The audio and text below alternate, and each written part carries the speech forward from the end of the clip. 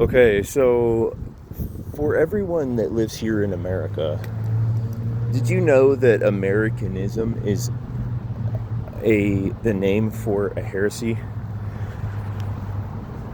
The reason being is why it's called Americanism is because it derives from the heart of America and the spirit of America. This encyclical called Testa Benevolentia Nostri, and I think I'm pronouncing that wrong, but it was an encyclical written by Pope Leo XIII. In that encyclical, he condemns, the life of Isaac Thomas Hecker, who is now a modern-day arch heretic. And he continues in that encyclical after the condemnation of Isaac's life, explaining how the spirit of Americanism, or the spirit in America, has essentially, it's the spirit of liberalism, penetrated the hearts of man and created this movement within the church, this heresy of Americanism, namely, to water down the faith. And what that has done is it has opened all the doors and all the windows, as the popes have said that have happened. That's what happened at Vatican II. We got to open up the doors and let some light in. I just got done watching a video, a little clip, where someone was asking the current pope about the problems with sexuality in our current climate. And namely, I believe he was talking about the blessing of same-sex marriages. And he reiterates and says, well, that's apparently not what Pope Francis said, but what he said is we bless all people, blah, blah, blah. And he gave this kind of whole deal explanation, essentially saying, yes, same-sex blessings are not allowed. But he also continued to say we bless all people, meaning he still left the door open to blessing same-sex couples. And so, I mean, it was just very ambiguous. Now, I believe that goes beyond just my simple opinion on the matter. But he also continued to say an outright objective falsity when compared to what the church has always spoken in regards to religion, okay? Freedom of religion actually goes against what the church has always taught. Now, that might be hard to accept in our Americanism mindset, where freedom of religion is a core belief, and we believe that's the proper moral ground, is to have this so-called freedom of religion. But that's not what God teaches. God does not teach that that's the moral superior way that benefits the natural good. Because again, what Christ teaches is it perfects our nature. So anything that God propose, or anything that God says is as a commandment, is actually for the greater good of humanity as a whole. Grace perfects nature. So as hard as that might be for our American minds to accept, freedom of religion is a lie. And Pope Leo himself, I will share in the comments below a link, his words, and I quote, that freedom of religion is essentially a teaching of the Catholic Church. It's not. That is a lie. That is a lie from hell, and it is a building up of the kingdom of the devil himself. And so here we have the Pope, again, I'll put it in the comments, saying this himself directly. really the entire link, when you listen to it, in regards to the faith, is completely ambiguous and really just, it's false. And I'm just going to say it. I'm convinced he's a Freemason, 150 million %. I know that because, how do I know that? Well, because the popes before, such as Pope Leo the Ninth, Pope Pius or Leo the 12th, Pope Pius the Ninth,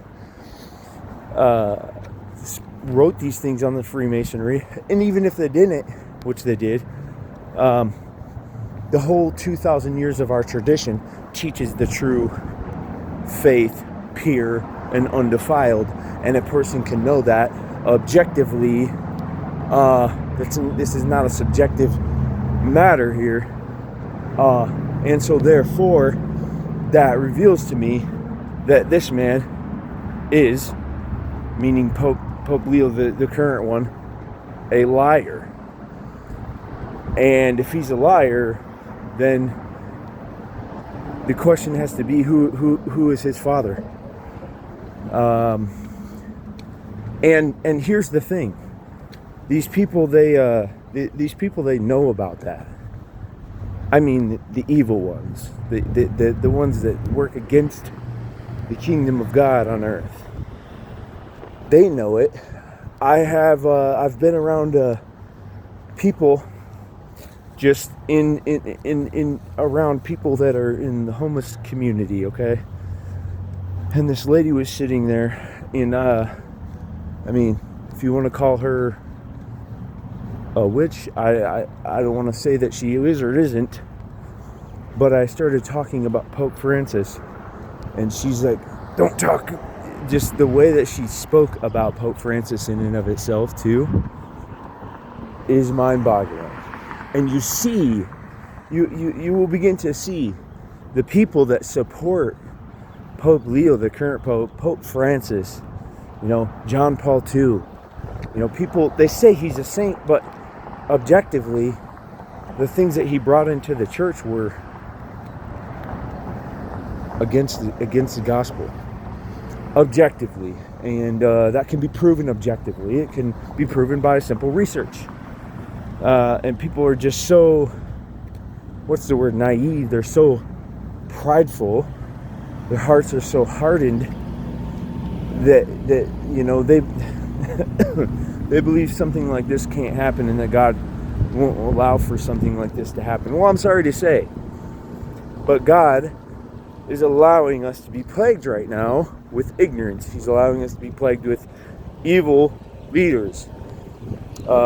And that means that we should really be questioning our own hearts.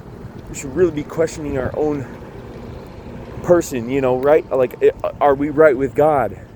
Why is the world the way that it is today? Well, when we look in the scriptures, read Leviticus, towards the end of it, it talks about his people and what God does when his people turn away from him. And he's a good and a loving God, and he allows for